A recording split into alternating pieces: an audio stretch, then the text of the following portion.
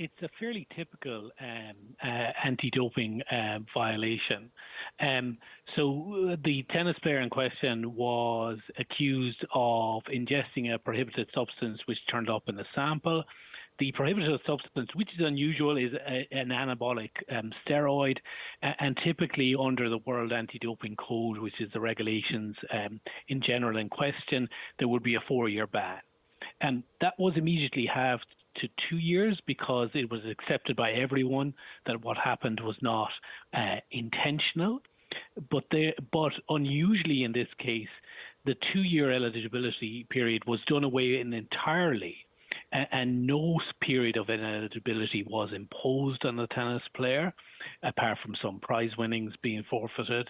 And the independent tribunal in question were influenced by three things: the unusual facts of the case, the scientific evidence, and previous cases in tennis involving people like Maria Sharapova and others. So those are the three things. And probably the facts are the most unusual in this sense, because in anti-doping regulation, the liability rests ultimately with the athletes and fundamentally with the athletes. And that includes any support personnel that the athlete would have. And people like tennis players like this would have a big entourage.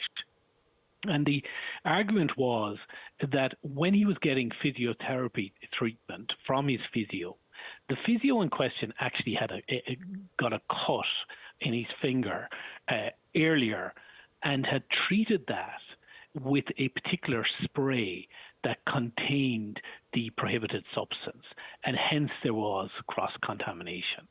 And so they were the unusual facts, and the tennis player in question, everyone accepted, did not know what led up to those.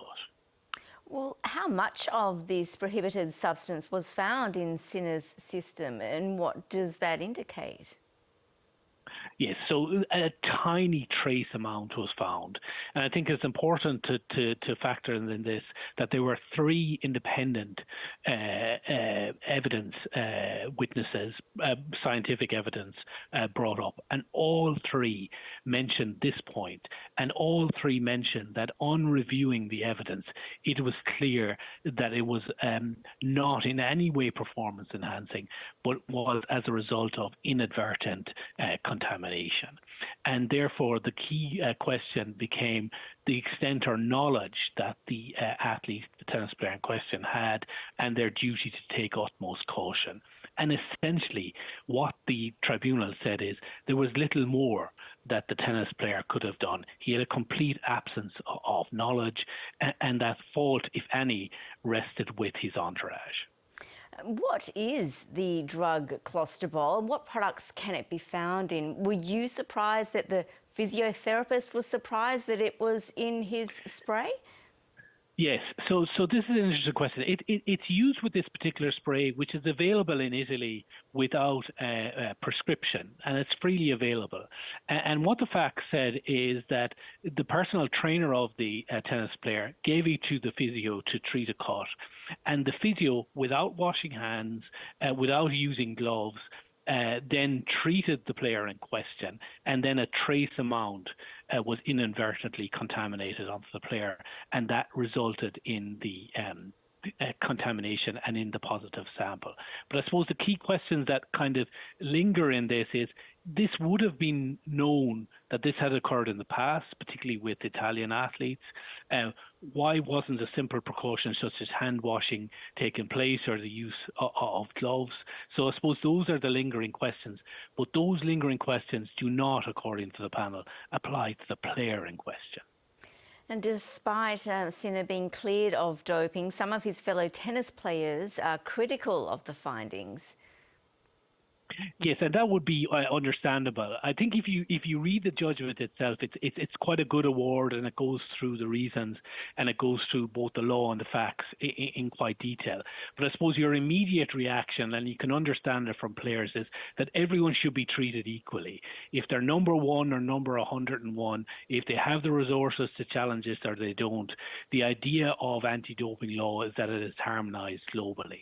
Now, there are exceptions, there are defences, there are mitigating circumstances, and in this case, the panel said, specific to the facts in question, that the mitigating circumstances were made out. What's probably unusual about this is that no period of suspension was imposed. And that probably distinguishes it.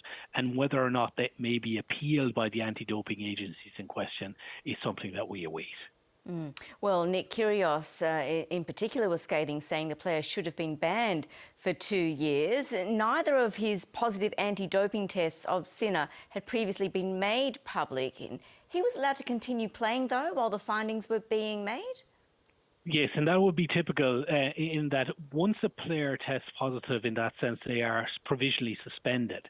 But in this case, and which is not unusual, but in this case, the player effectively sought an injunction to override the provisional suspension. So they were technically suspended for a very, very limited time, but pending the full hearing, they overrode that suspension.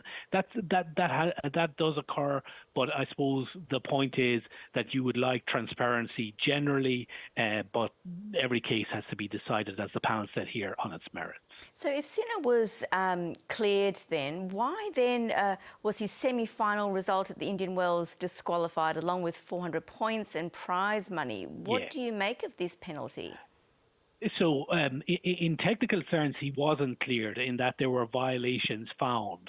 But what the panel said, given the lack of fault on his behalf, the appropriate sanction related to the prize winnings only, and that no period of suspension should apply. So that's the way they dealt with it proportionally.